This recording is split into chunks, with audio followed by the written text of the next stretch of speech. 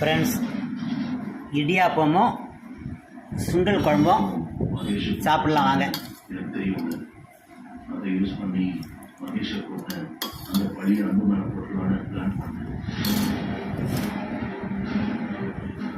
குடிக்க தண்ணியாக இருக்கு. அந்த சந்தர்ப்பத்தை பயன்படுத்தி அன்போட ஆள் மாதிரி மகேஷை போல ட்ரை பண்ணேன். ஆனால் இந்த அன்பு காப்பாற்றிட்டான்.